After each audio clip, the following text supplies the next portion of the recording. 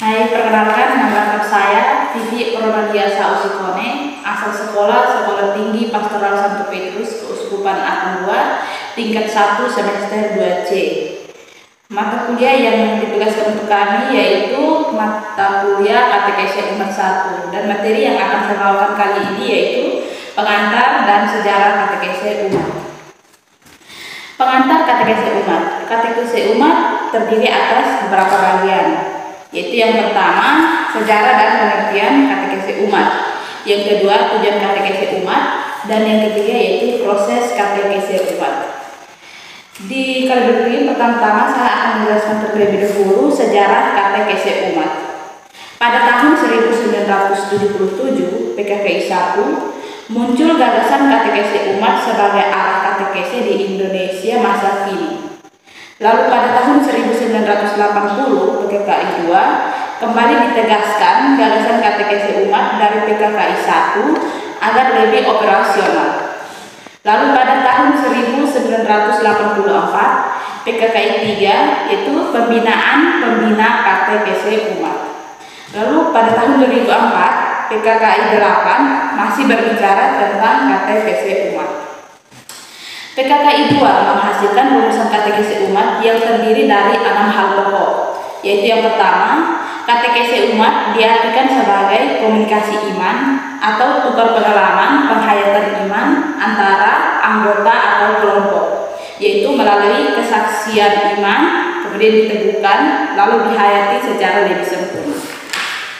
Yang kedua, dalam katekese umat, kita bersaksi tentang iman kita akan Yesus Kristus, pengantara Allah yang bersabda kepada kita menanggapi sabda Allah. Lalu yang ketiga, yang berkatekese adalah umat. Yang dimaksudkan di sini yaitu Kristus menjadi pola hidup pribadi, juga pola kehidupan kelompok, baik di kelompok basis, sekolah maupun perguruan tinggi. Yang keempat, dalam katekese yang menjamaah ini, pemimpin katekese bertindak terutama sebagai pengarah dan pelancar atau biasa yang disebut dengan fasilitator, yaitu tugasnya itu yang pertama menciptakan suasana yang komunikatif, kedua membangkitkan gairah supaya para peserta berani berbicara. Yang kelima, katekese umat merupakan komunikasi iman dari peserta sebagai sesama dalam iman yang sederajat yang saling bersaksi tentang iman mereka. Diperlukan beberapa hal yang mendukung, yaitu sikap saling menghargai dan saling mendengarkan, dan yang berikut yaitu suasana penuh keterbukaan.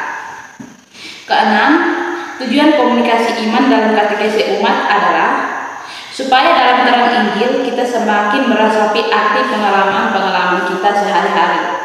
Kemudian kita bertobat kepada Allah dan semakin menyadari kehadirannya dalam kenyataan hidup sehari-hari. Lalu semakin sempurna beriman, berharap, mengamalkan cinta kasih, dan hidup Kristiani kita masih dikukuhkan. Kemudian pula kita makin bersatu dengan Kristus, makin menjemaat, makin tegas mewujudkan tugas gereja setempat dan mengokohkan gereja setempat. Lalu yang berikutnya itu sanggup memberikan kesaksian tentang Kristus dalam hidup kita di tengah masyarakat. Kemudian berdasarkan rumusan PKKI 2 tersebut merupakan tersebut nama beberapa aspek katekese umat yang harus diperhatikan, yaitu yang pertama subjek katekese umat, yaitu umat atau peserta. Yang kedua, berguru pada Yesus Kristus sebagai jalan kebenaran dan kehidupan. Yang ketiga, yang dilakukan dalam katekese umat yaitu saling membantu atau sharing, menggali makna hidup dalam terang Injil. Dan yang keempat, hasil yang diharapkan yaitu menjadi saksi-saksi Kristus yang mampu merasakan nilai-nilai Injil di lingkungan. Lalu berikut di sini juga saya akan menjelaskan tujuan katekese umat.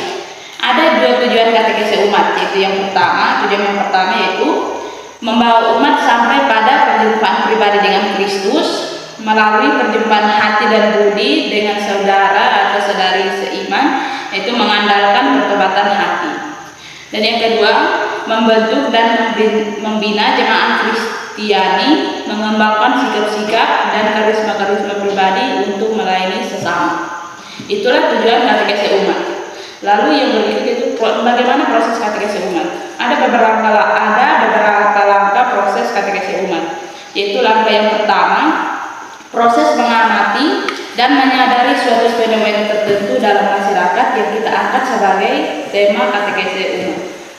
Lalu langkah yang kedua, menyadari dan merefleksikan situasi yang telah dianalisis dalam terang sabda Allah.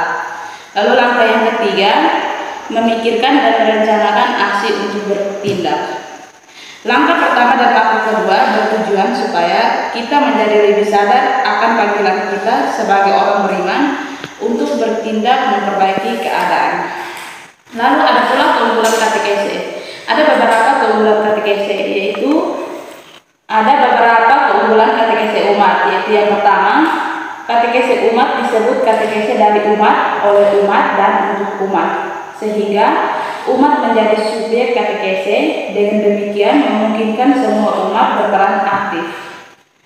Keunggulan yang kedua yaitu selalu berbicara tentang hidup nyata dalam terang Injil, sehingga memungkinkan umat menyadari bahwa Allah hadir dan berkarya dalam hidup nyata mereka. Keunggulan yang ketiga yaitu umat aktif berkomunikasi, sehingga memungkinkan umat semakin menjadi komunio, semakin menjadi gereja. Keunggulan yang keempat yaitu peserta berbicara dan berkomunikasi tentang hidup nyata, sehingga menjadi katekese umat dan gereja menjadi sungguh kontekstual dan terbuka. Sekian materi yang